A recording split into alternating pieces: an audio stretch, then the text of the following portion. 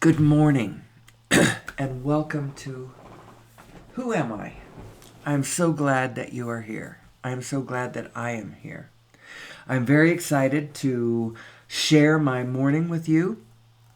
I don't even know who you are. I almost just went into all of my last month's worth of recordings and published them all.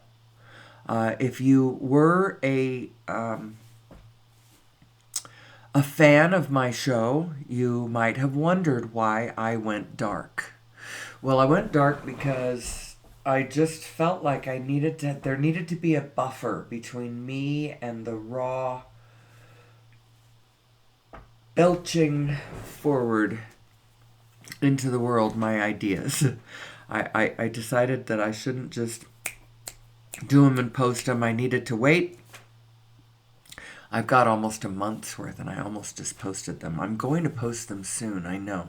I haven't listened to them. Who has the time? It's an hour and a half, 2 hours. I'm already doing the show for that long. I just don't have the time to do it twice. I try to not talk about personal and specific things that would be a problem spoken publicly. And besides that, then I go to this place in consciousness where I am far beyond worrying about anybody having information about me that they shouldn't have. That's a paranoid thought. And it actually does not jive with the rest of the things I'm trying to espouse. So, suffice it to say that I will be posting all of my last month's work shortly, and if you're bored with what you have been listening to me say, well, then you aren't listening to me. Because if you're bored, you don't want to listen. So never mind.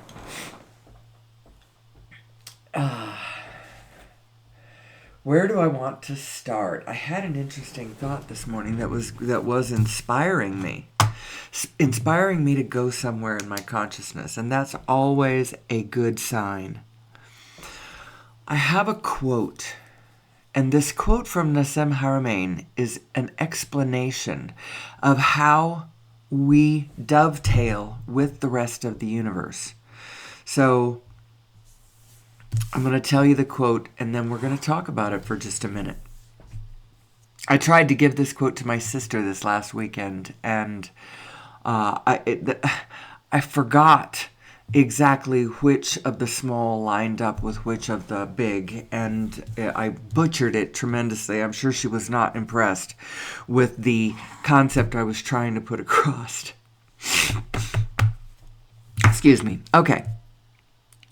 When you integrate yourself as a biological being, you connect with the morphogenetic field of the planet.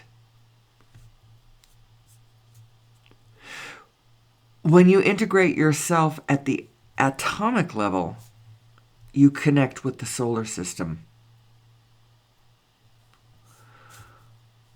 At the level of the proton, you integrate with the galaxy. And when you get all the way down to the Planck, you integrate with the universe. And what they're talking about is you integrate with the morphogenetic field of these different entities all the way out to the morphogenetic field of the entire universe, which, by the way, this is not the only universe.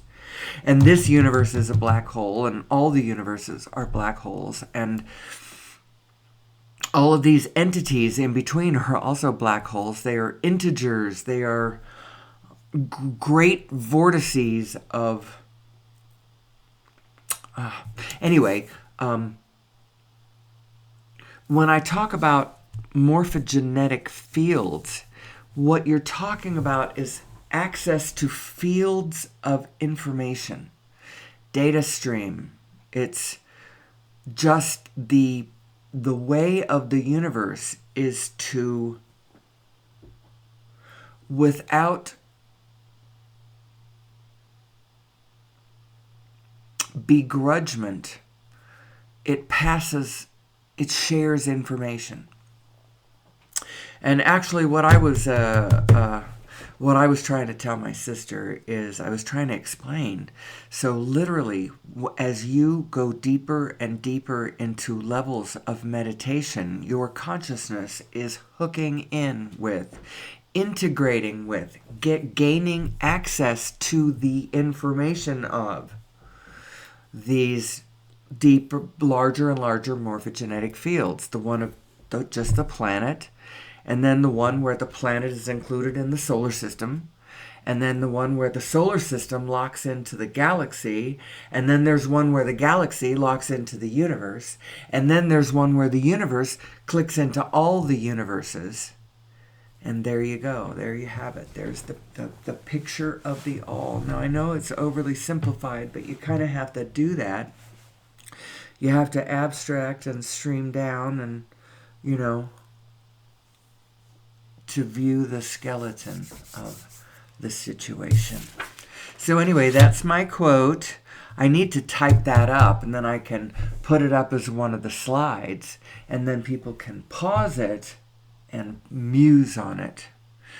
When you integrate yourself as a biological being, you integrate yourself, you feel the wholeness of you. You don't have autonomous complexes off in the weeds doing their own thing, unattached, untethered to the mainstream you. When you get angry or whatever, you don't run off and do something completely different and against all of your you don't do that because you're an integrated person, right?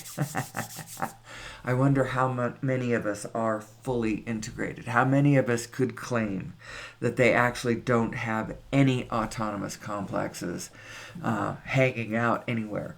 And maybe you do, but maybe you get really, really good at staying in the positive and not going to the negative. So when you go to the negative, then that negative sprite comes out and starts playing nine pins on your life, keying people's cars and doing shit that you're going to have to pay for. You're the one going to jail.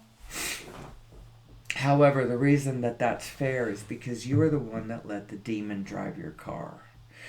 And perhaps the reason you did it is because you did not understand your own equipment. So that's what we talk about every day. What is my equipment? How does it work? And then we brush sometimes on where we might have gotten this equipment. The fact that I think we're genetically modified. I believe that there is good evidence, as well as it seems to fit the narrative. I know some people have speculated on alien DNA. I don't think that's what happened. Nobody's found anything. There is no evidence of alien DNA yet. No geneticist has come forth and said, wow, there's this element in human beings that just does not belong. Nobody's ever said that. However, they have said this.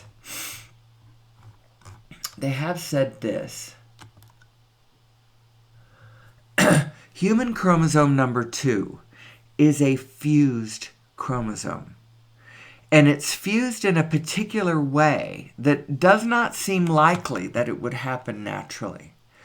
The telomere side of the telomere ends of the chromosomes, you see the X or the Y, that shape. At the ends of them is this telomere material. And when a cell divides and the genes duplicate, this telomere acts as like a buffer so that the whole real stuff in the center, every single bit of it, gets duplicated.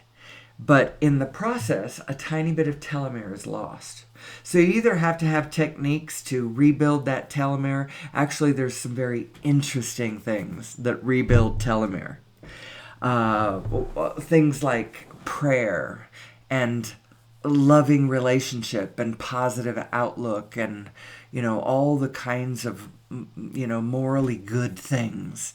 They all have the tendency to rebuild your telomeres. That's how come it's very rejuvenating to be a kind, good, loving, open-minded person with, no resistance within your core iOS. It's best not to have resistance because that heats up things and then you get stuff goes wonky. Anyway, so this chromosome is a fused chromosome. It's two chromosomes that have been fused together at the telomere point. Telomere to telomere, they are fused together. That in itself does not seem natural. To compound that, on both sides of the fusion, it appears that redundancies have either been clipped away, I say they've been clipped away, or they've fallen away somehow. Redundancies, places where the chromosome repeated things that it was doing, places where it was redundant, fell away, enhancing the fusion. It glued them together. It's like, oh, I have this and you have that, let's stay together. Instead of, oh, we both have everything, we could just fall away and it would be fine. It didn't happen like that. And then on top of all of this, telomere to telomere, redundancies on both sides clipped away to stabilize the fusion. Not only that, but chromosome number 2 is responsible for 76% of the volume of our human neocortex, which basically amounts to the physical equivalent of an overview mind. Somebody gave us this. This is not natural or normal. And the story that I have heard now, and I heard it I've been building the strength of this. Wow, we've been genetically modified. I have actually never heard anyone else baldly say it quite like that. Now, I got this slide from Greg Braden, who very coyly says it. Now, I'm going to show you his slide. This is where I got the information where to go to. Human chromosome number 2 is the relic of a ancient DNA fusion of two ancestral chromosomes. I'm going to show you something there in a minute. What the actual abstract says is more bald than this. Greg is being coy, and he never uses the word genetically modified, but he's definitely implying it. In his shows, he's like, he does everything but say, God damn it, we're genetically modified. Anyway, this showed me where to go. The Proceedings of the National Academy of Sciences. I Googled exactly what he has written here. Prosnadl Agd Sci USA. I Googled that, the volume, the date. I tried to use the pages, but I couldn't find a way to use the pages. So I found this volume. It was pretty easy. Open source, free as a bell. Really easy to get into. Not a problem whatsoever. And I had to count. I had to read titles from all of these other disciplines of science, It's the 40th one in, if you want to go look at this yourself. The Origin of Human Chromosome number 2. I'm going to go back to, this is the title, this is where you find it. And my computer, the way my screen was, I couldn't get the title and the full abstract in the same screen, so they're two different things. Here's the full abstract, and look at what this one says. And this one is so interesting because... let's go skip to the end. We conclude that yada yada yada, the stuff that they've been describing. There's a 4 or 5 page article that follows this abstract where they describe this. They sequence out everything going on both sides of the telomere that's sticking right in the middle of this chromosome, which that's not usually where it would go. It's on the ends. It's like shoelaces. It goes on the ends. After studying all of this, we conclude that this is the relic of an ancient telomere to telomere fusion. Now, they don't say who they think did it. very wise. All they're saying is this is a fusion of two and marks the point at which two ancestral ape chromosomes fused to give rise to human chromosome number 2. This is what these geneticists are saying.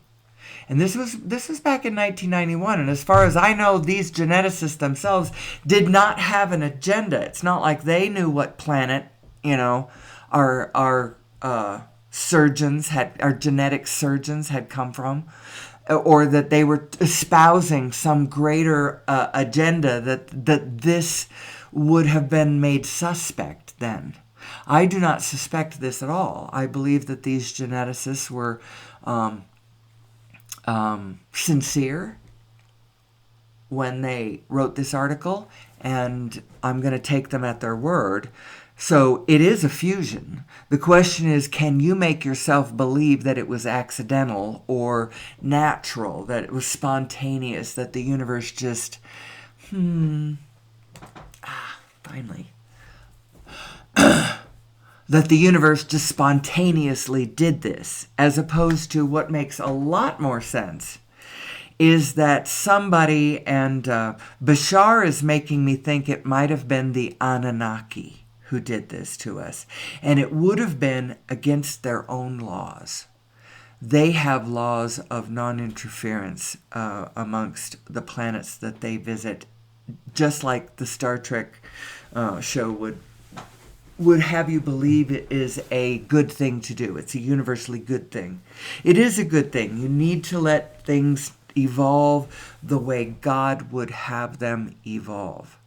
Because God does it the long way around, and incrementally, and in the process, everyone is served. When you bypass that, there is an interesting capacity for darkness that has appeared to enter the scene. And I think it's what human beings call the devil. It's what we sense as such a crouching danger in the psyche to the human being. Paul Levy would recognize the phenomenon. It's a field phenomenon, a quantum field phenomenon.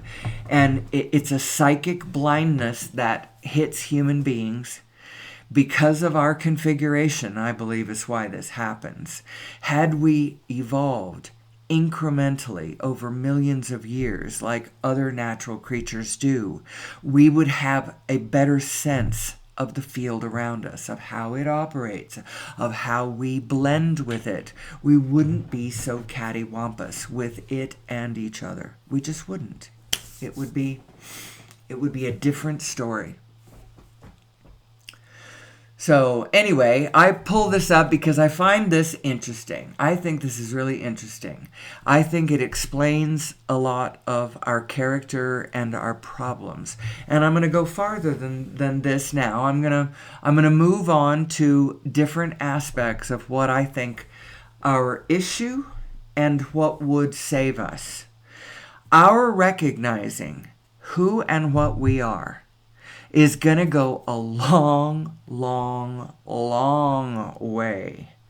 Because what's going to happen is as we understand who we are, we can line ourselves and our thinking and our flow up with who we really are, and then we aren't going crosswise with it. When you line yourself up with a you that isn't really true, based in a universe whose matter is actually not rolling the way you are imagining that it is.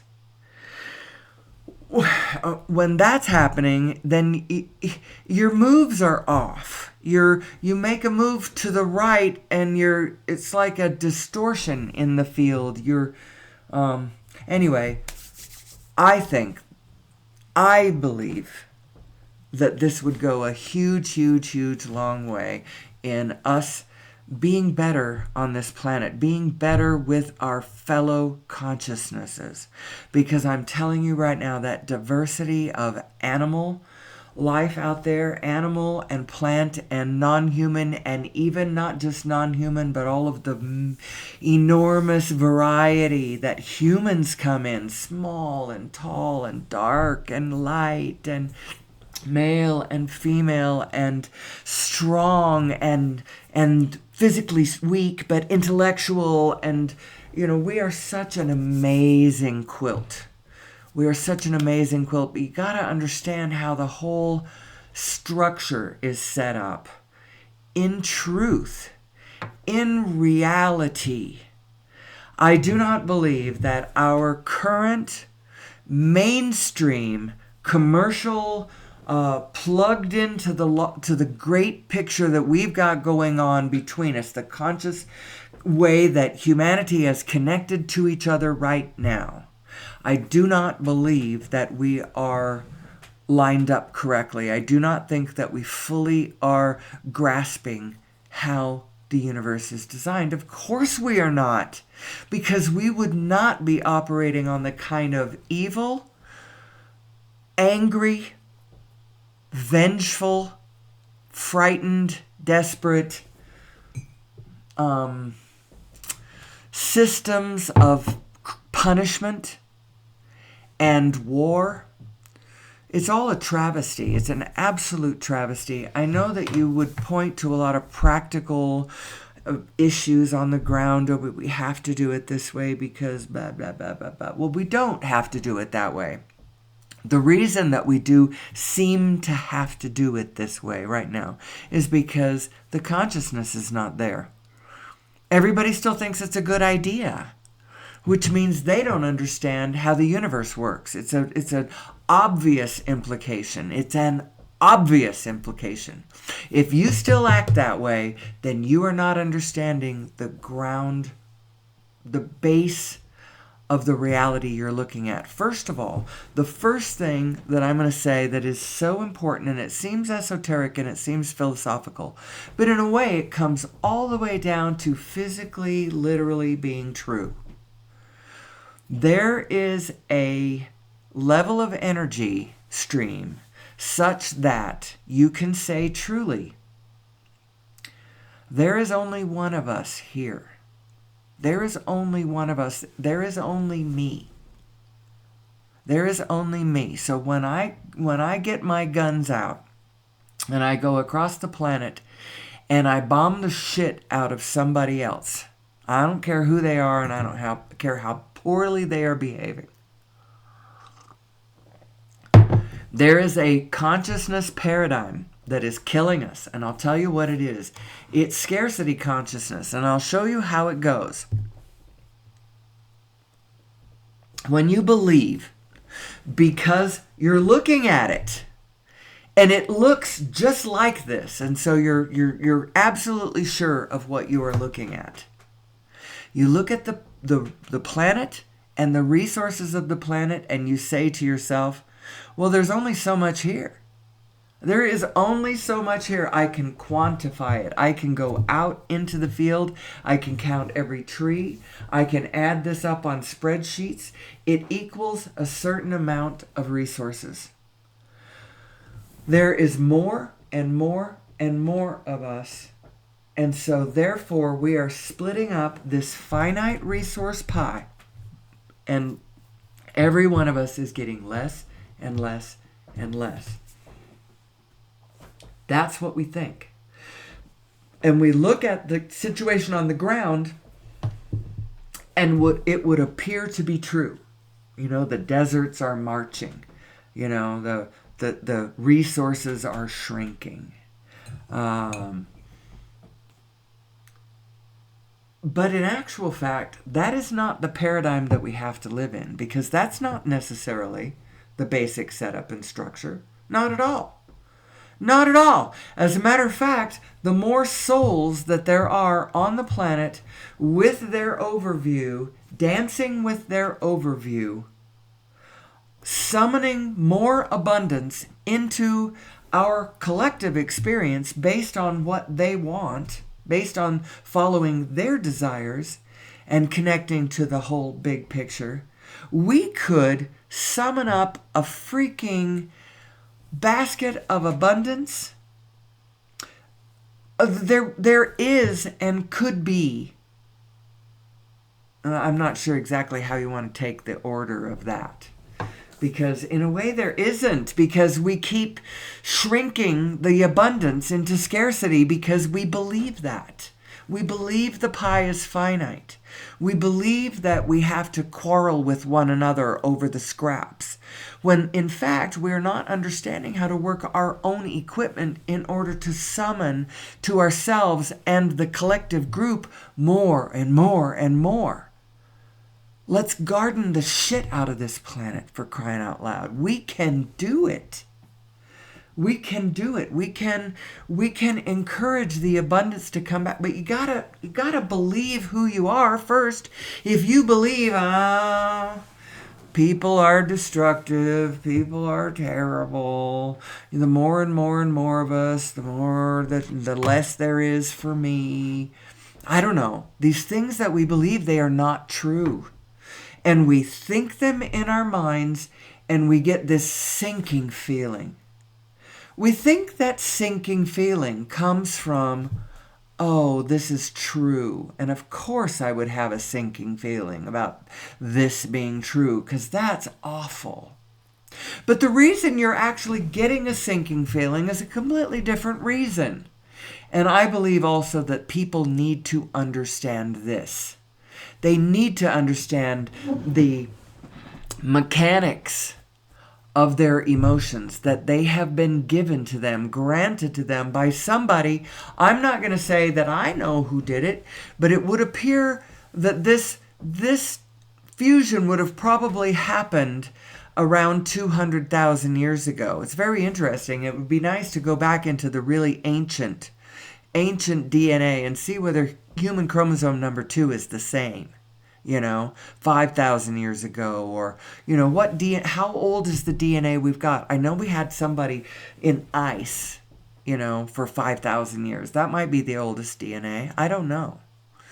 I do not know. I just know that this is all very interesting. And I don't know who did it to us, but I believe that this was done. And so we need a user's manual. We need a user's manual. Who am I? A user's manual for humanity.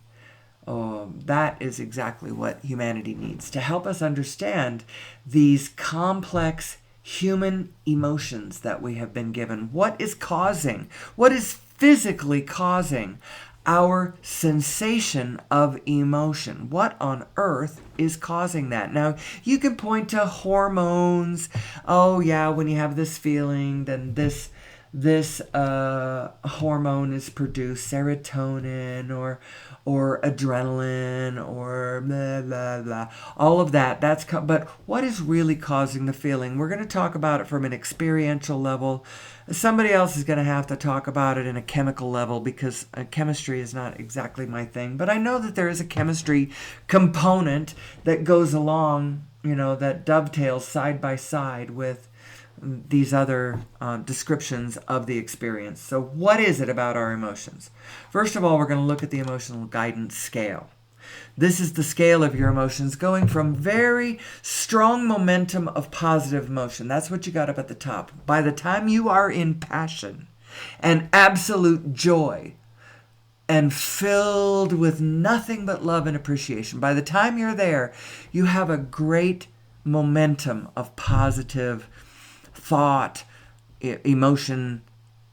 Well, let's just stick with emotion for the moment. You got a strong momentum of positive emotion going on. Now, as you go down that scale, it's getting less. The momentum is less until you stagnate out right between contentment and boredom. That's basically nothing is really moving. You've got your Probably because if you go at all into the negative, what you've done is you have stalled out your positive completely by zapping yourself with a kind of cross current of energy. I think of it as like zapping yourself in the solar plexus with a cattle prod. is what you do every time you take a negative thought. Because any negative thought that you could take, any negative thought, no matter how justified, those people are mean, those people are bad. Look at what they just did. They just cut off those people's heads. They are wicked, they are evil, they are cancer, they must go. Or whatever. Anytime you take thoughts like that, your inner being who knows the actual truth of us all, that the whole field is moving forward in a co-creative manner, in a forward direction, in an expanding evolution, always to the better, always to the mantra of more, more, more. That is what reality is actually doing. You can clock it when our natural history scientists clock this when they observe an expanding and evolving ecosystem over millions of years.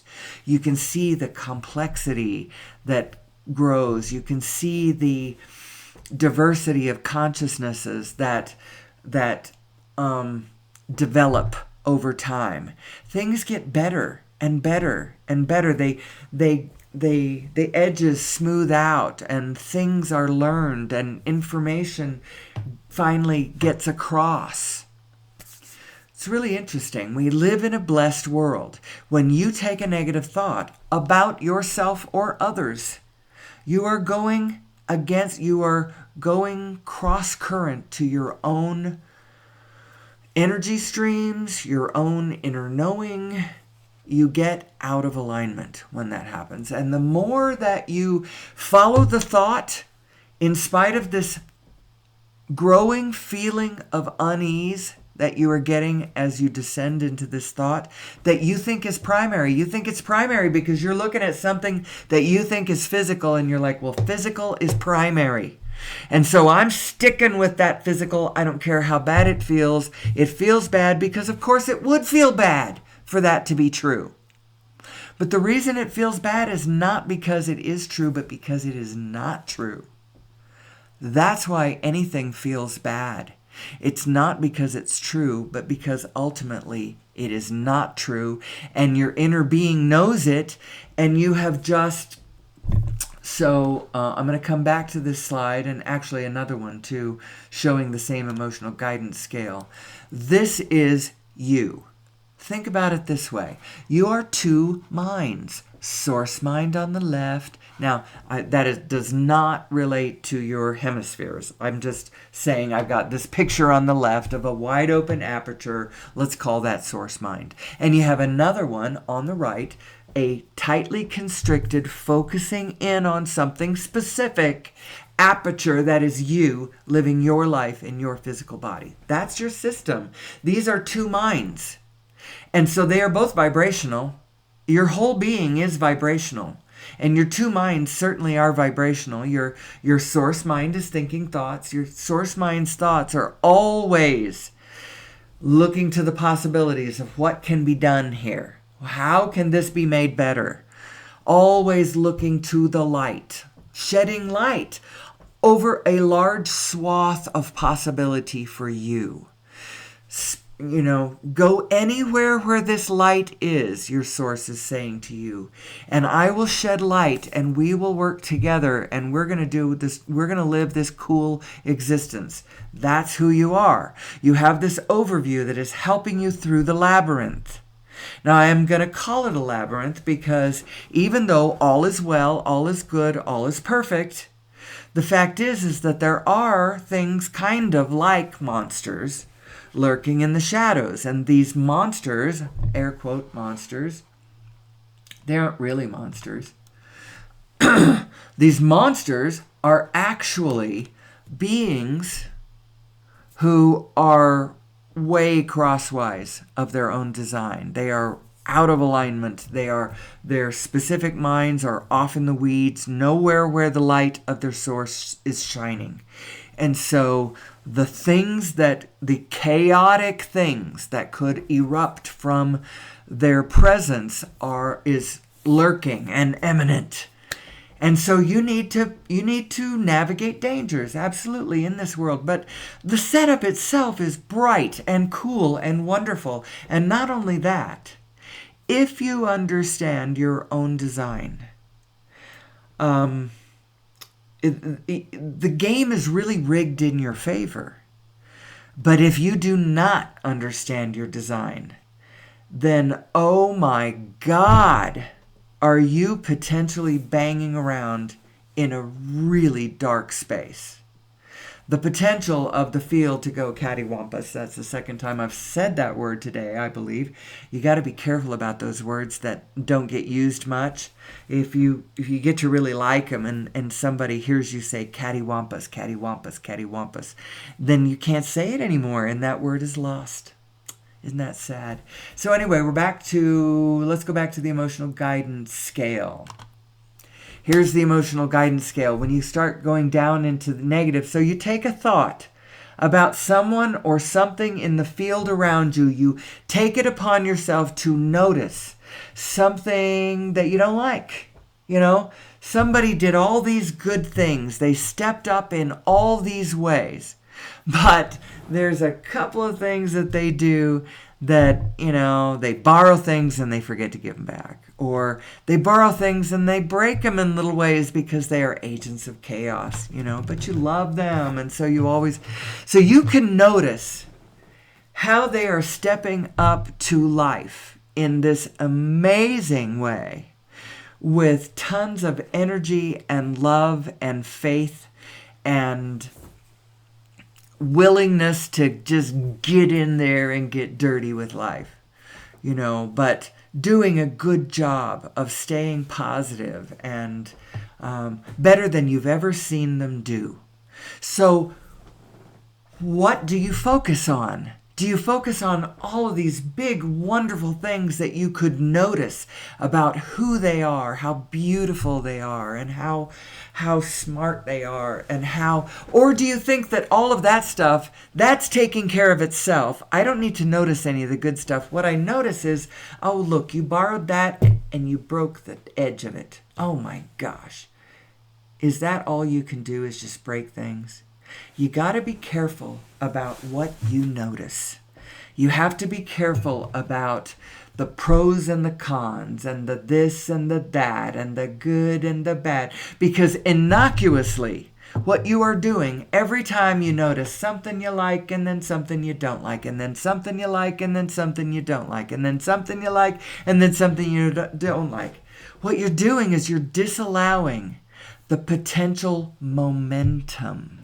You need momentum to start being with you so that it can start picking up your feet and flowing you in the right direction without you having to try so freaking hard. And every step of the way have the decisions be so freaking hard because you're like, oh, but there's all this good and then there's all this bad. Let me get out a piece of paper and write all the pros and then let me write all the cons. And now my physical brain has to think it all out and do all the spreadsheet and make the decision. Who do I vote for? And this is not the best way to work with our equipment people. This is really not the best way. We need to collectively understand how we work and then start working the way we work. And then we will naturally sort of fall into a kind of alignment with ourselves. And all would and could and will be well. The reason I say will is because I know where I'm going. I am going to the version of planet Earth where we make it. Where we get past this. There is that version out there. I am absolutely convinced. And I'm going to find the frequency of it and I'm getting on it. Because I know that there is a path out of the wilderness that we have carved for ourselves. It looks hopeless. It isn't hopeless. The only reason it looks hopeless is because it is hopeless when we do not know who we are. And the minute that we start knowing who we are, then hope just... Wow, hope is back. Anyway, back to your emotional guidance system. What more do I have to say about that? This idea of momentum. Here we go. Here's a picture that shows the momentum. I'm not sure if this is entirely fair because it shows positive and negative equal. And that's not really what it is. Your negative side, though, has the power to stop you in your tracks as though it was as powerful as source energy. You know, your negative thoughts can stop your positive momentum. And that's why you need to shut your negative mind up. You need to understand that your broader perspective has got it covered. Your broader perspective actually sees the negative. It actually knows what that negative is not the slightest bit concerned about it, because your positive side is focused on all the possibilities, all the potential, all of the positive, all of the forward, all of the connected, all of the desired. That's all that your inner being is looking at. It's knowing everything and looking at what you want. Or you could say it's shedding light on what you want. And whenever you take a thought that is not where the light of your inner being is shining, when you take it over there in the weeds, hating your neighbors, hating bad people. I know that there are people who do not love their fellow human beings, and I hate people like that. Maybe that's what you're doing. You can tolerate anything except the intolerant, and you just cannot tolerate those people. The problem is when you take up a negative emotion in response to someone else's negative behavior. So something wicked appears in front of you, and your heart turns dark because of it. You hate them. You go into darkness. You go into fear. You go into what are our negative emotions? Hatred, jealousy, fear, depression. Starts with boredom. As soon as you hit boredom, you've got the tiniest low-grade negative going, because I'm telling you, we live in a universe that is so freaking interesting. You have no excuse to be bored. If you are bored, it's because you have closed off the caverns of your own consciousness, of your own mind, and you are looking at a flat, 2-dimensional / 3-dimensional nothing but physical existence. And you see, perhaps around you, you are noticing all the things you do not like. Maybe that's what you're doing. The fact is that the field around you is laced with aspects of everything. You have no idea. If you are focused on negative, you have no idea how absolutely breathtaking the positive is going on around you. The only way to see that is to start practicing it.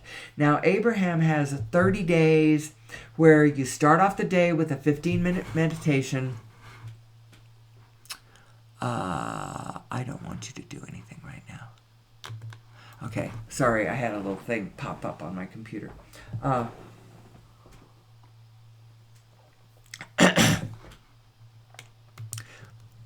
So their thing is that you start the day with a 15-minute meditation where you just still your jibber-jabber mind, your physical mind, get it to shut the F up for a minute.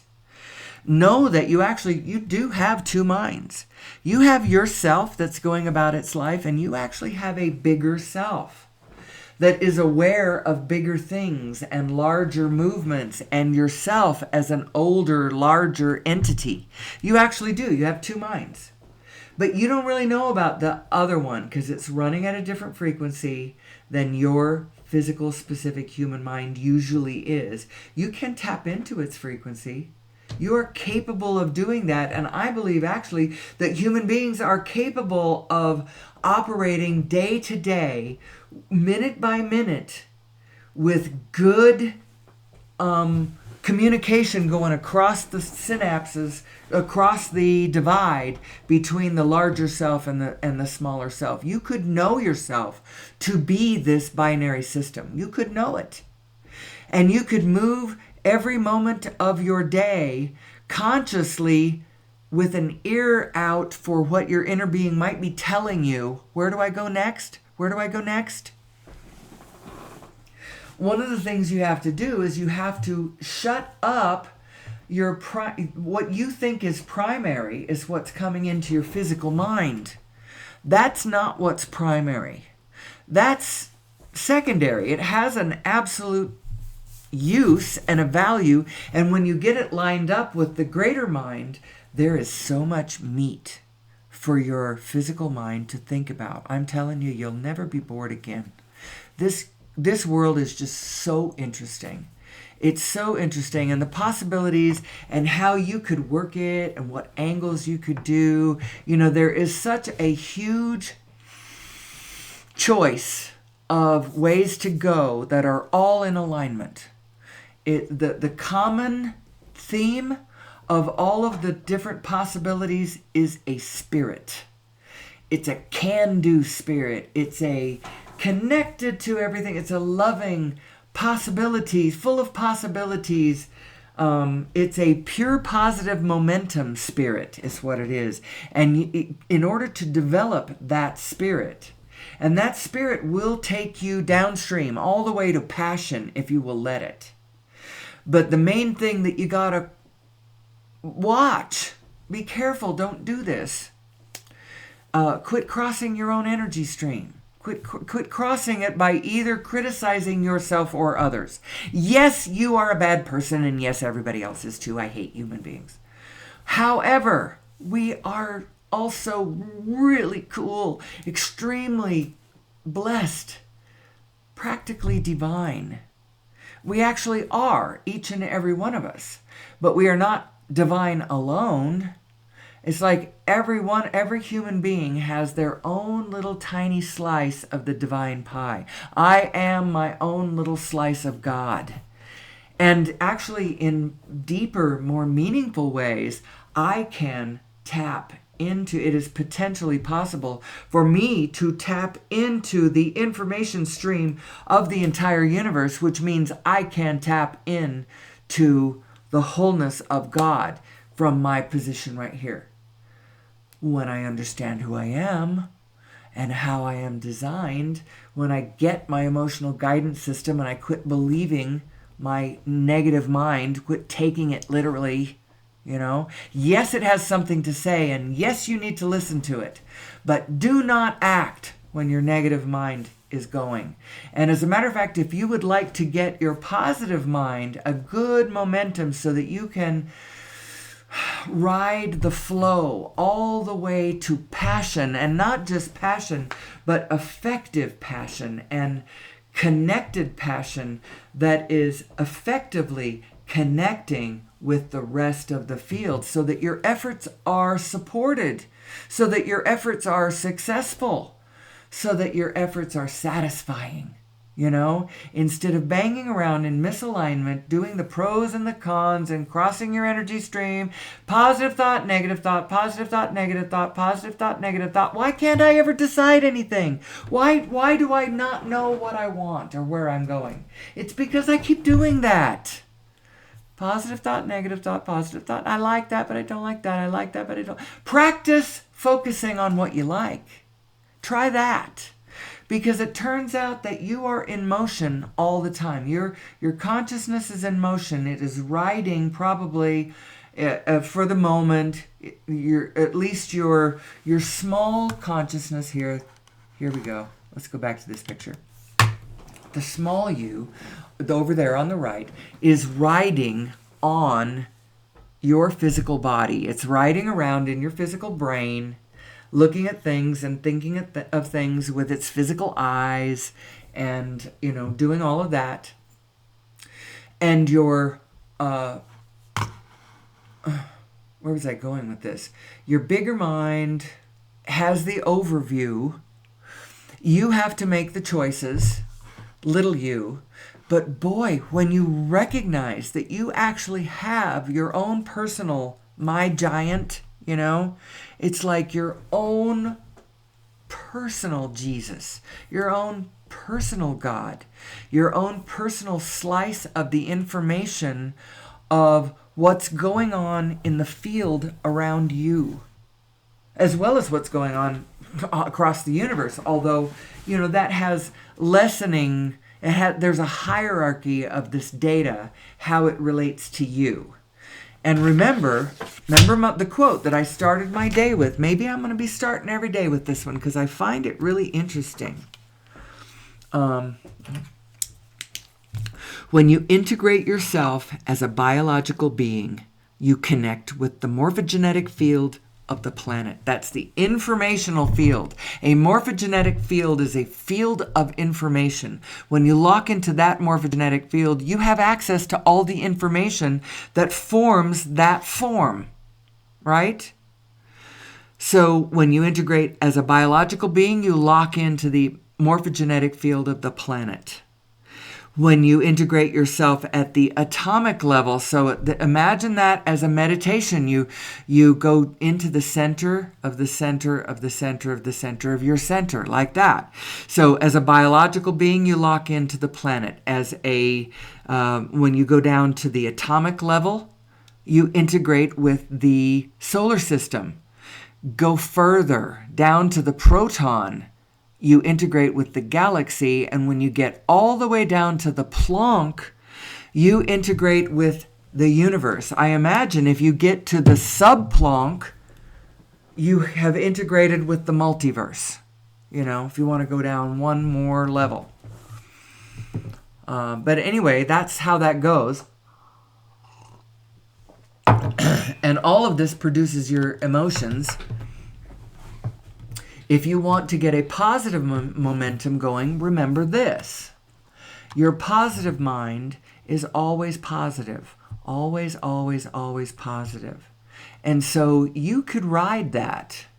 But what you do have to do is get your own physical, conventional mind to shut up about negative. You need to get your negative mind to shut up. Any place where you are taking the conditions as a primary confirmation of that negative emotion that you feel. That condition is happening, therefore I must feel this negative feeling. You are misinterpreting your emotions. Your emotions are supposed to be telling you, I went negative. Oh, therefore that's not true. Because my higher mind, my greater mind, who is eternal, no wonder she's never negative. She knows she cannot die. She knows you cannot die. Your body dies, but you are not your body. You are not your body. You are the formless. You are the formless coming into form. And the form is your body, but that's not who you are. That's just who you are this minute. But when that dies, you don't die. Your mind's eye still sees. Forever and ever and ever and ever, your mind's eye is looking out upon the rolling manifestation. The eternally rolling manifestation can become anything. What does it turn on? What makes it this instead of that? Well, human beings have a great deal of influence upon their world. And so it's easier to see how the steps of creation unfold when you're looking at it from the point of view of a human consciousness. It's easier to see it than when you look at it over millions of years, over eons of time, as Darwinian incremental. It's not random, but it is incremental. Evolution unfolds. It unfolds, I believe, on the wings of the desires of the biological beings who, banging around in their physical lives, observe the world and imagine what would be better. The human being has been granted an imagination that is probably beyond all others on the planet. Now, you may say other things about the other smart creatures on the planet, but I have no idea what the imagination of a dolphin actually is. I have no idea what that's like. But I know that the imagination of a human being is spectacular. And what the imagination is your broader perspective communicating with you. You are getting transmissions from your broader perspective. That's what your imagination is. And I got this from Bashar recently, and like maybe yesterday or the day before. I really liked it though. It has to do with your your higher mind is the conceiver. It's the one that conceives of the ideas and puts things together and feels these grand, epic. The conceiver is your inner being. Your physical brain is the receiver of this information. And then you, in your physical mind, not your physical brain and your physical mind and your broader perspective. I mean, these are all aspects of you. Your physical mind is the perceiver. So your physical mind perceives what it receives from your broader perspective, who conceived. That's how that goes. I find that very interesting. I like that one, actually. The idea, you got to get your negative mind out of the way because it keeps crossing your own energy stream. Like I said, it's just like you are walking around, zapping yourself right in the solar plexus with a cattle prod every time you take a negative thought. And I don't care how small and innocuous you think it is. Every bit of it has the power to dampen the stream of the natural positive flow that would be going on if you could foster a positive thought in that little brain of yours, in that physical mind of yours. If you could foster a positive thought, it would resonate with the frequencies of what's going on with your positive mind, and you could get a positive momentum going quite easily. The reason that, I would think that it should be easier for us to go positive than negative, because we already have a positive stream of thought going on that you can't interfere with. You couldn't stop your inner being from being positive and hopeful and knowing and loving and kind and optimistic about every single thing that happens anywhere ever. You couldn't stop it thinking its positive thoughts because it knows everything.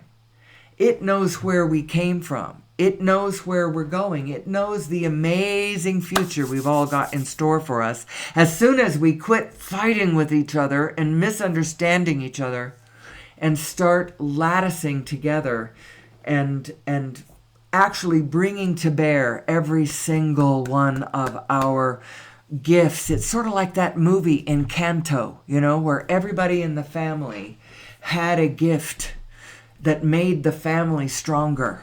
It's just exactly like that. I'm sure that that's the analogy somebody was thinking about when they conceived of that movie. They're like, oh yeah, it's just like a house with, a family of people in it that every one of them has.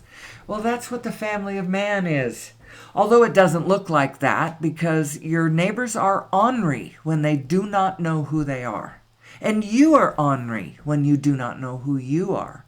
And all of us collectively are out of alignment. Our systems are out of alignment. Our solutions are out of alignment. Our very act of focusing on everything that's wrong in order to solve those problems. We are not problem solvers.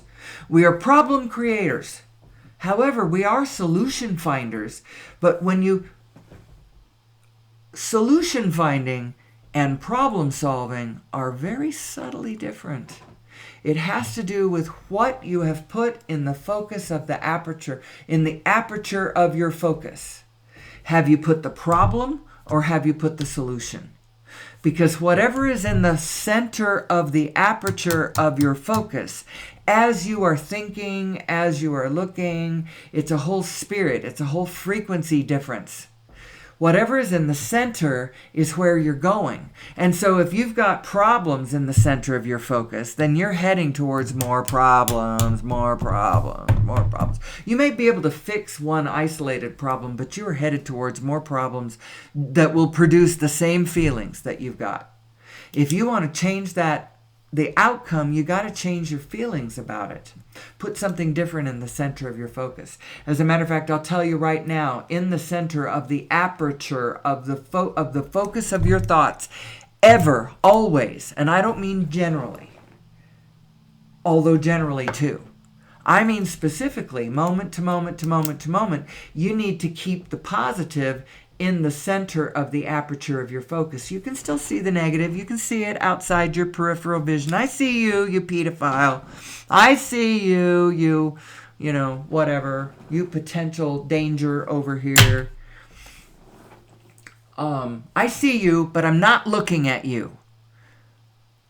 I am looking at, and as a matter of fact, you got to be careful. Don't turn and look.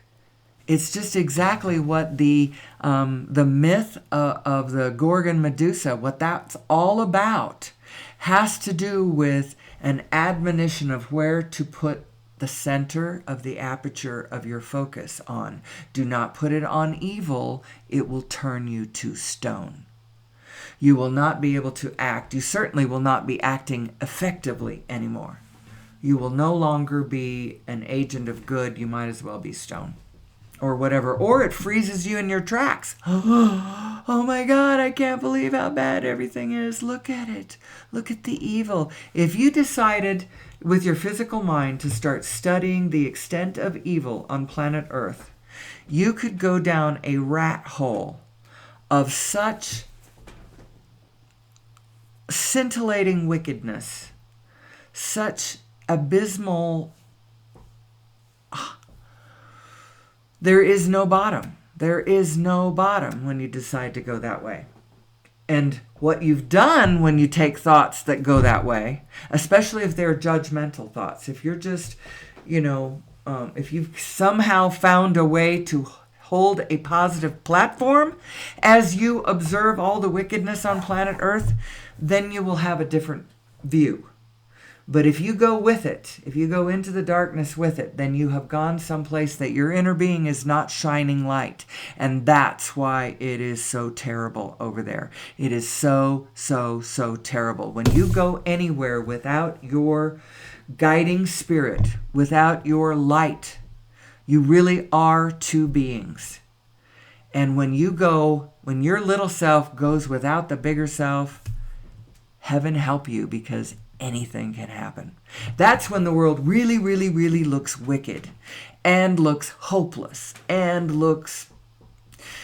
if you are not careful, you will lose yourself in anger and depression or whatever. Don't get too literal about the world. Frankly, you are made of plonks. The world is made of plonks. It's like this divine Play-Doh, this plasma that can form into anything. Because anything, no matter what it is, whether it's a quasar or a microwave oven or a comfortable pair of shoes or a racy car or a solar system, it doesn't matter. It's all made out of spinning plonks. When it started, it was a field of amorphous plonks not really doing anything. They were just kind of, lined up. I don't know whether they were absolute chaos or whether they're lined up like crystals. I actually don't know what the resting state of the plonk actually is. Before it goes into organization, the organization of, protons and planets and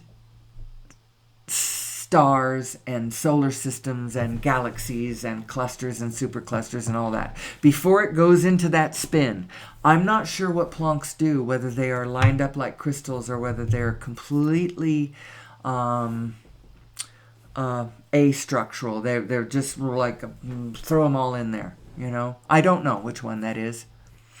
It's an interesting mathematically philosophical question, actually. So where do I want to go? I've been speaking this morning with an emphasis on the human experience. I have not bent to the math today.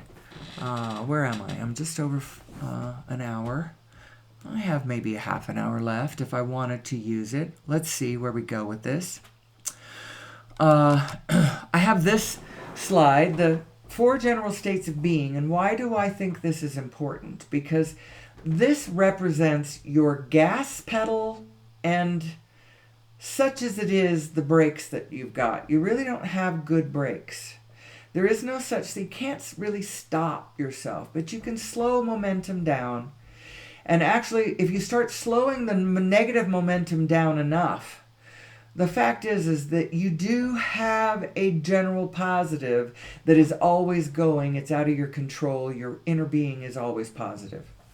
You, as your specific self, well, you have free agency. You can go any direction you want. Positive, negative, ridiculous, profound. There is a reinforcing mechanism, by the way, in the universe, just so that you know this. Any stance that you take, no matter how ridiculous, no matter how false or how true, there is a kind of support system that's going to support you in that belief, even if you're dead wrong. Think about that. For me, it has meant I needed to think twice. You think once, and that's you catch a reed. Think twice, and then you get it. You're like, oh, that's what I am. Okay, got it.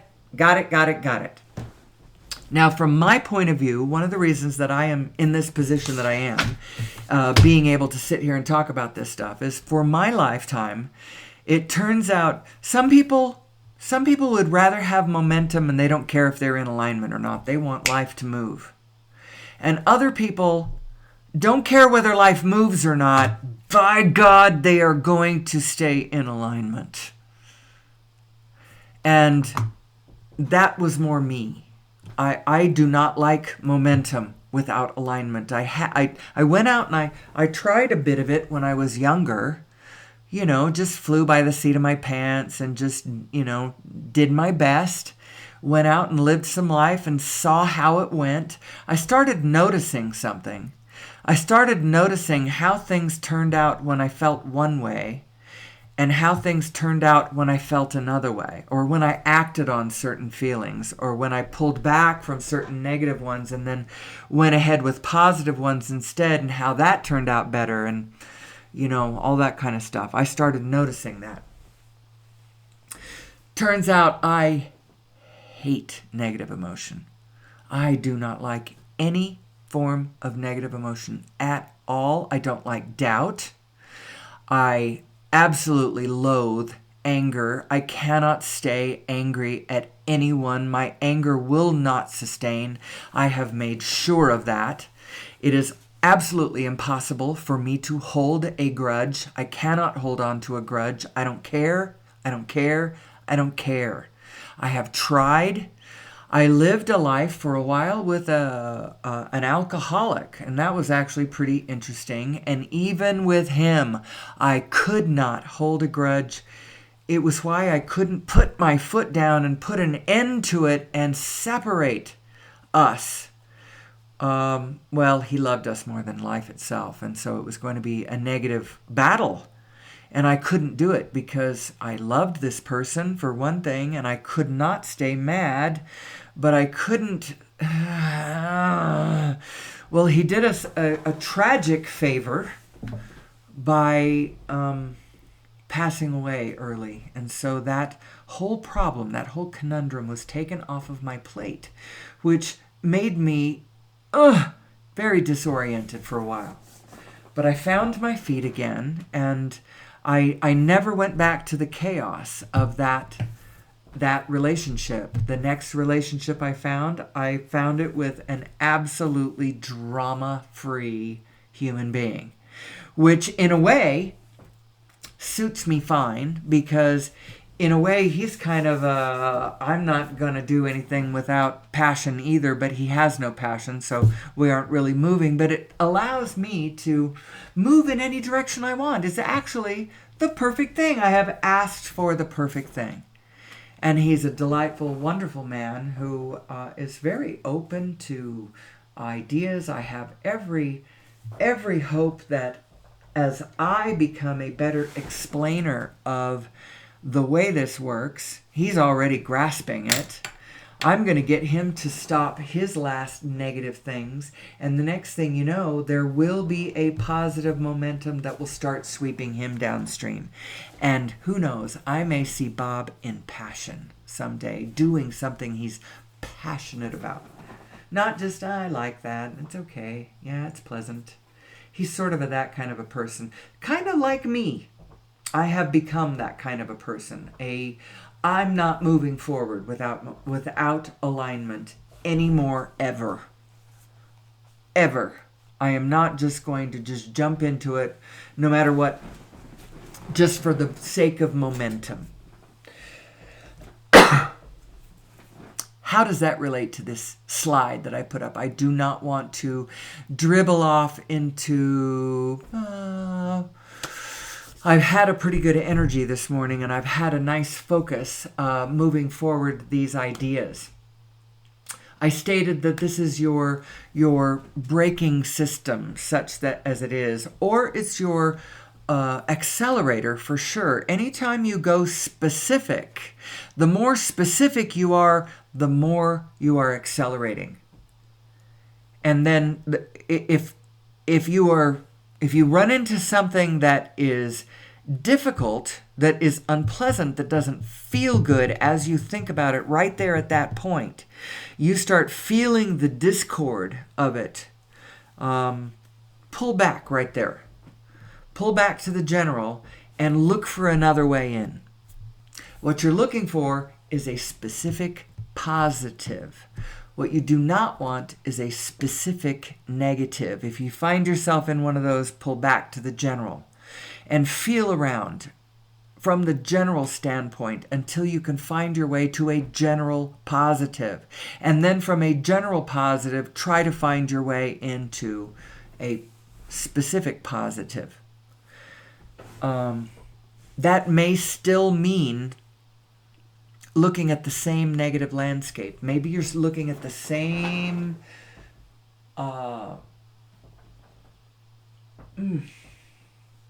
the exact same topic, global warming or whatever. But instead of focusing on the aspects that take you down into a place where you cannot function anymore because you have gone negative, stay on a upper level. No, first of all, we are all in this together. We are all in this together, and there really isn't any completely innocent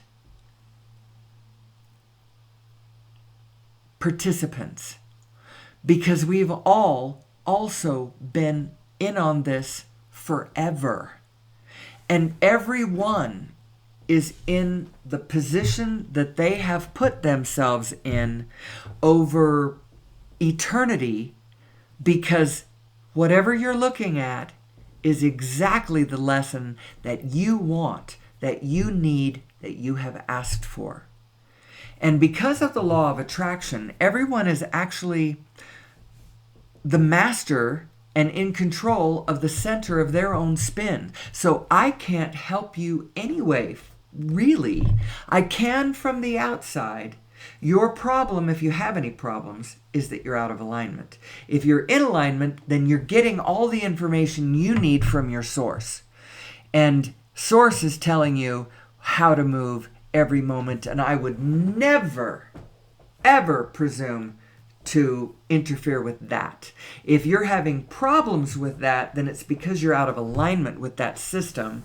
And you could listen to my words and try to understand what I'm saying so that you could get yourself back into your own alignment. And then, boom, as soon as you're in alignment, you're in a positive place, you're getting ideas, and off you go. And now nobody needs to help you anymore, right? Because you're connected to your own source.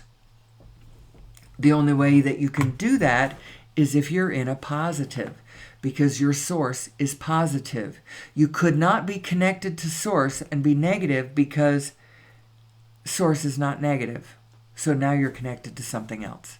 Just know that. It's a real, true rule of thumb. Rule of thumb.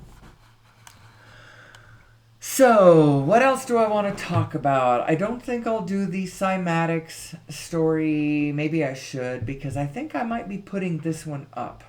I haven't put the last month up, but I think I might be putting this one up because I kind of like this one. I've liked my energy this morning, where I'm going with this. So maybe I will try to hit all of my points so that this becomes one full presentation, and then I'll build on it tomorrow and the next day. I can just riff. I can just talk about stuff. So let's see. I have this little picture. This is just the reason I do this is because you gotta understand we live in a vibrational universe. And it's all about vibrations, and it's all about frequencies, and you are not a generator of thoughts the way you think you are.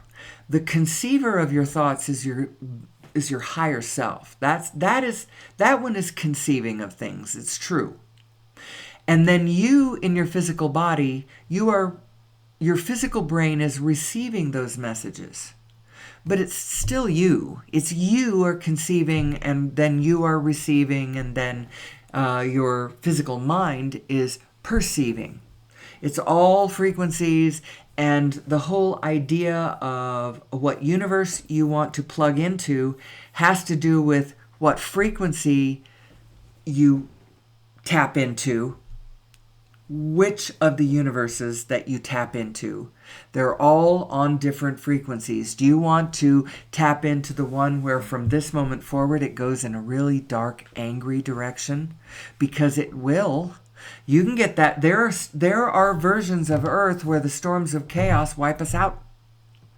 There are versions of Earth where we get past this and we recognize who we are before we blow ourselves up or lay waste to the planet. And we end up on the other side of this locking in with one another in a really cool way, where we just garden the shit out of this planet. And we play until we're just blue in the face. We, well, on some other day, I will have a moment where I riff for a while on the potential for what human beings could be, what kind of infrastructure we could have, how we would be well, first of all, every single one of us needs to understand our source and be taught how to plug in individually to our source. And then source will organize us all. And the way source does that, source doesn't dictate it has to be this one way. It's like this family of ways, any one of which would be blessed, all in a certain spirit. You get to pick which choice, which color you want, which size and shape, but the spirit is going to be, one of convivial, peace on earth, goodwill towards men, blessed knowing that we are all one being.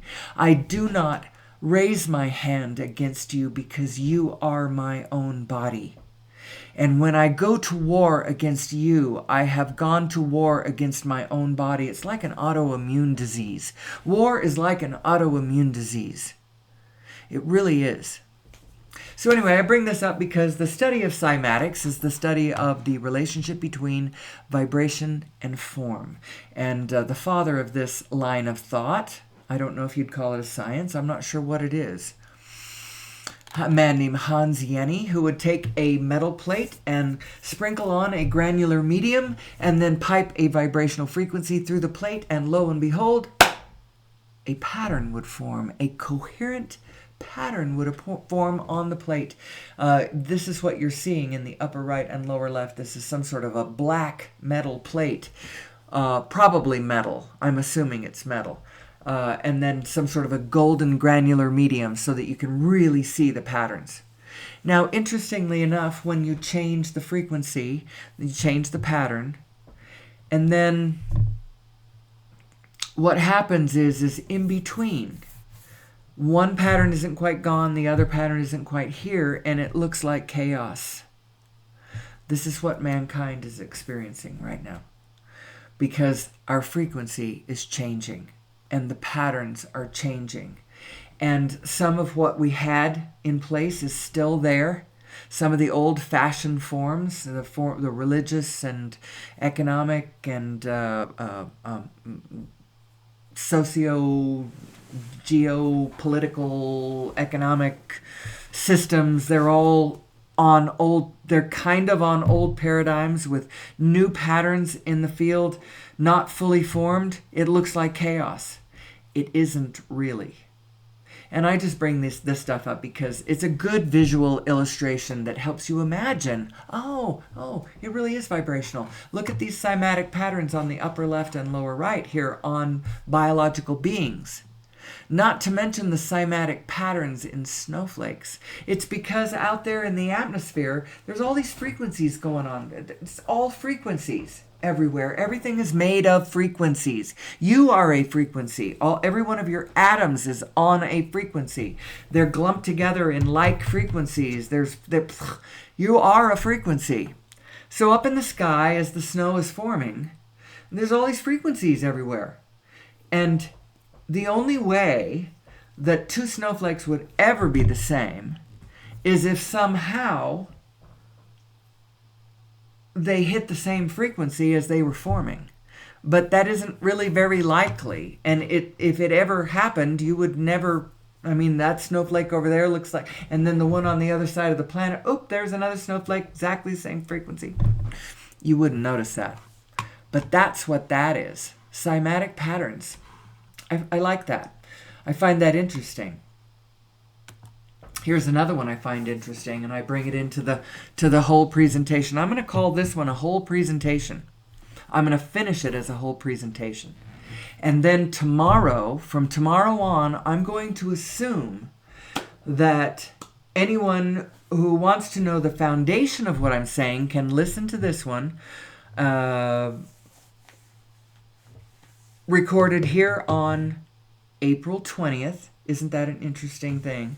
I think that might have been Hitler's birthday. Or maybe it was the day he died.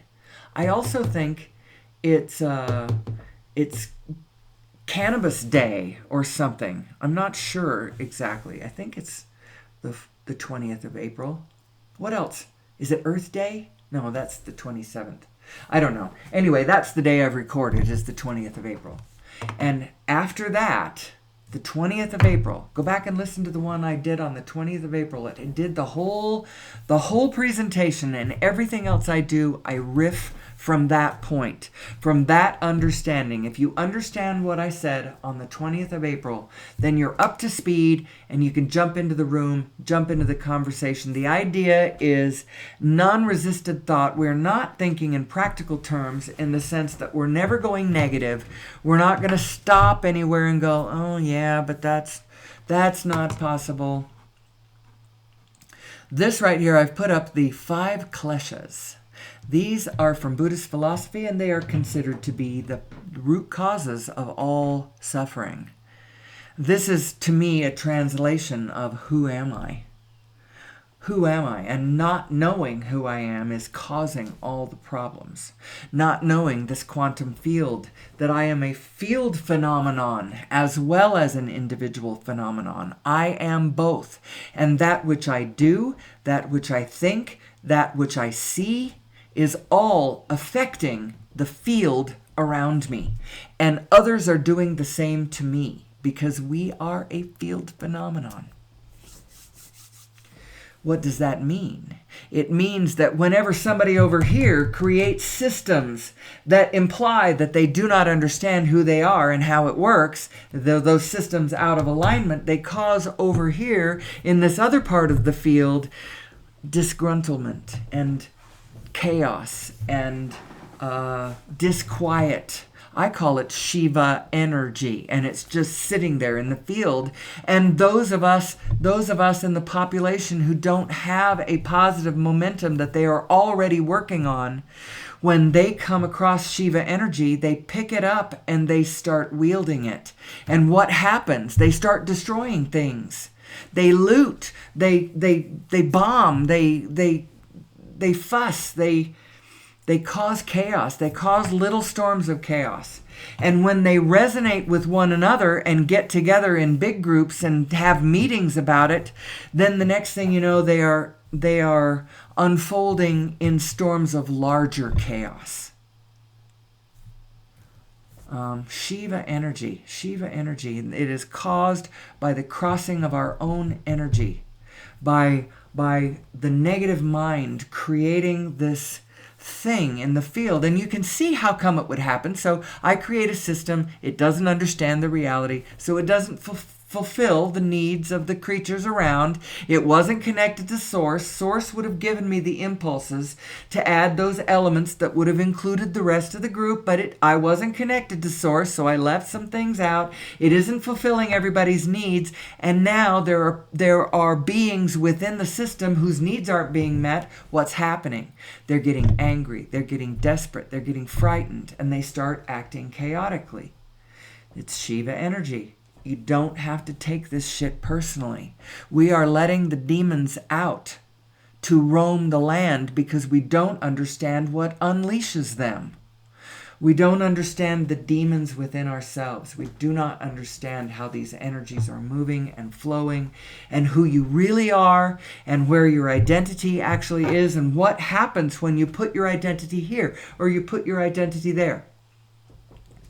When you overly focus upon your expirational aspect, your bodily self, and claim your identity right here in your physical body, that's when you start going off. Because you're made of meat. Your physical body is made of meat, and meat is... what's the word for it? Perishable. And you will perish. And all of the identity that you wrapped up in your body of meat is gonna perish. However, there is an aspect of you that will never perish. You are a continuum. You are a flow of information. You are a flow of consciousness. You are a continuum of desire and project and awareness, a mind's eye that will never close. You are a front row seat to the parade forevermore, and you can play whatever part you want. When you lay this body down, you don't have to take another body back if you don't want. You can float through the universe and be a part of everything that's going on. But you know what? You're probably going to want to come back into physical being because there is only one of us. And it's picking up all of its information by these probes, these specific probes walking the grid, living their lives, creating experience, seeing what they see. Who are we? Who are we? Where did we come from? Where are we going? How does reality come into being? So this brings us to the mathematical side of it. And I'm going to do this really quick because you got to understand the 4 things that I am going to post in the description of this video. I am going to post 4 things. I've been doing it every day for the last month, but I haven't been posting them for the last month. I've been posting, but they've been unlisted, not public. They're out there, and one of these days I will upload all of them to the public. Right now, I'm just going to start with this one. And after I've run this way in the program for a while, I'll go back and open up the archive. It is actually the place where you watch my descent into madness, right? Who the hell am I? So I'm going to go to the mathematical side of this, because I'm going to post 4 things. The first thing is The Lost Century and How to Reclaim It. This one is a documentary on... I should have a slide that shows this. This is a documentary that shows the...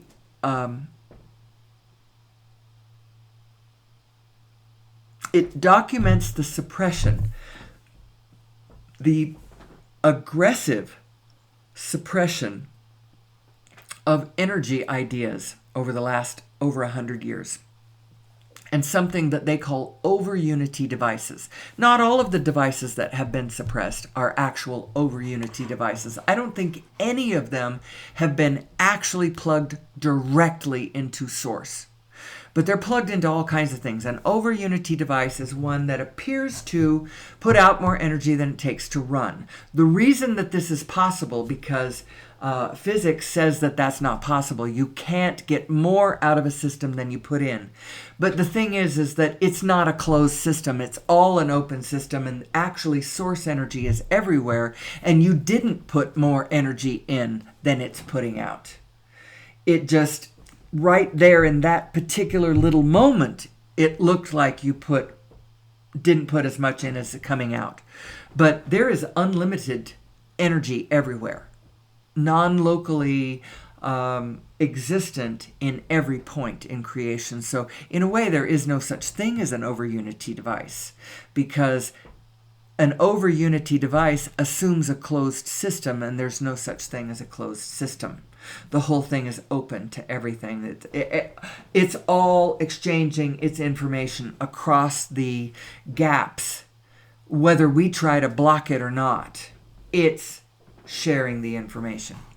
So here we got this paper, The Origin of Mass and the Nature of Gravity. That's the second thing I'm going to post. The first thing is the Lost Century and How to Reclaim It.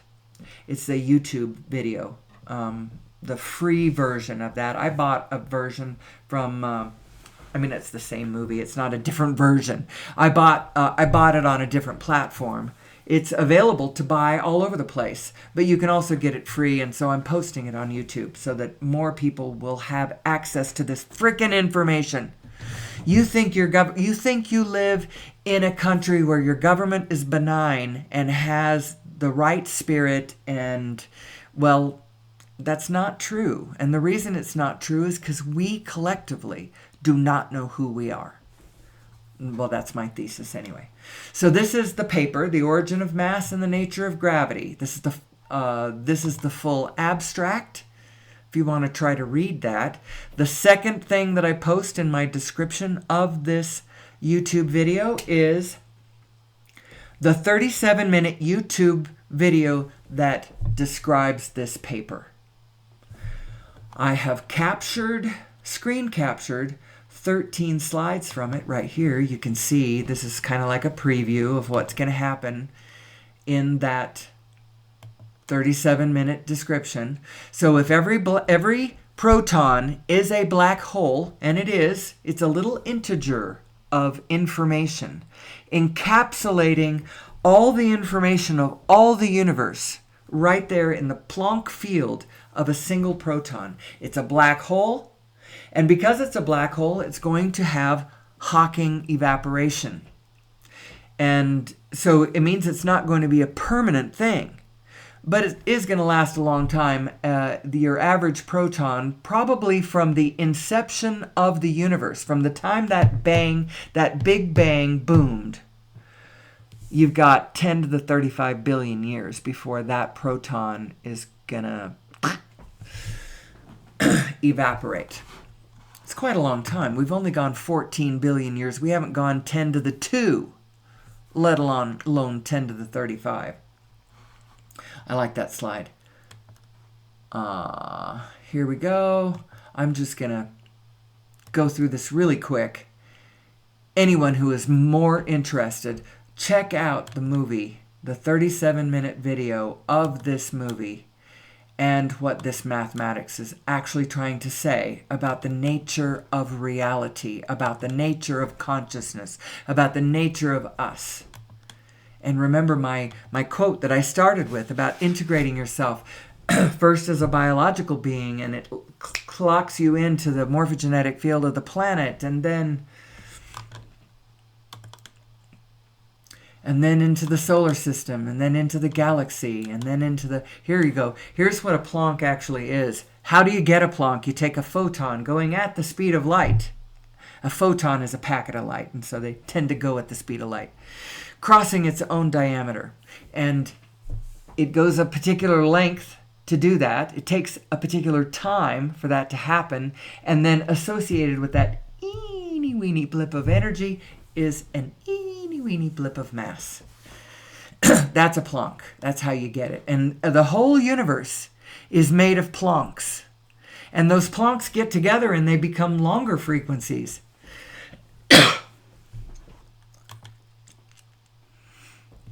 And as these little Planck oscillators come across the event horizon of the 0-point energy field, they are spinning. Spin is fundamental to the picture.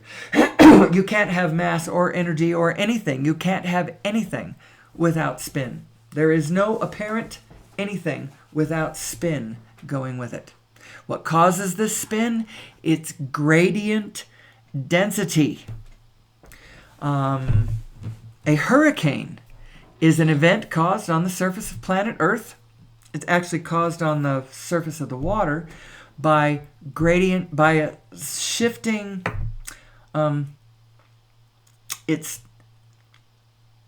what causes it is a slight change in temperatures, just a couple of degrees on the surface of the water, and the densities start this thing into spinning. It's the gradient density of the atmospheric conditions is what causes that to go into spin.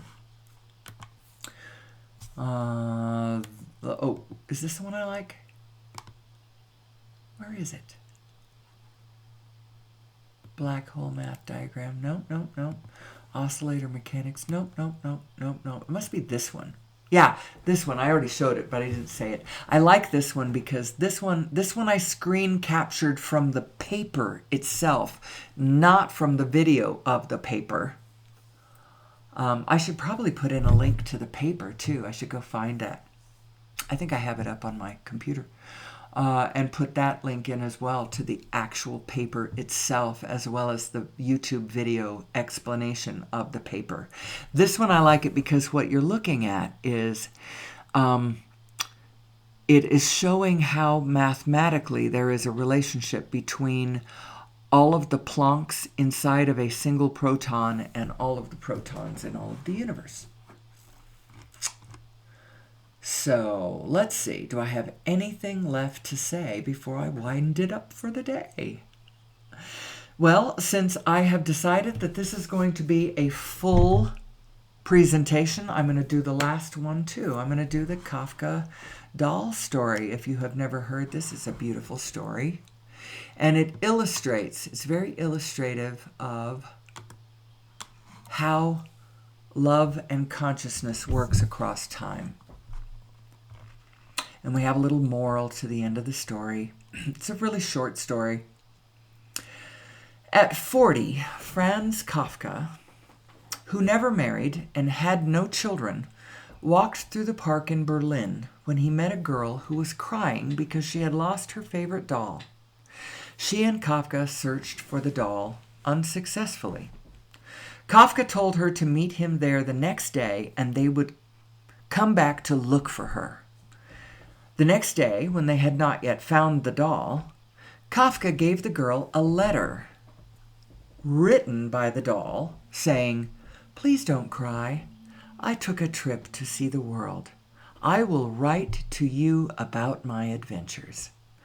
Thus began a story which continued until the end of Kafka's life. I believe that if you do the math on this, he met with this little girl for a year, telling her stories, regaling her with stories about the adventures of this doll. During their meetings, Kafka read the letters of the doll, carefully written with adventures and conversations that the girl found adorable. Finally, Kafka brought back the doll. He bought one that had returned to Berlin. "It doesn't look like my doll at all," said the girl. Kafka handed her another letter in which the doll wrote, "My travels have changed me." The little girl hugged the new doll and brought her happy home. A year later, Kafka died. Many years later, the now adult girl found a letter inside the doll. In the tiny letter signed by Kafka, it was written,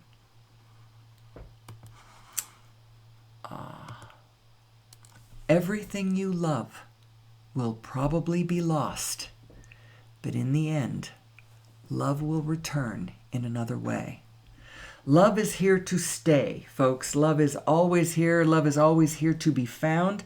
My particular theory about what love is, it's the same thing that gravity is. Love and gravity are the same thing. They are the point that we all share.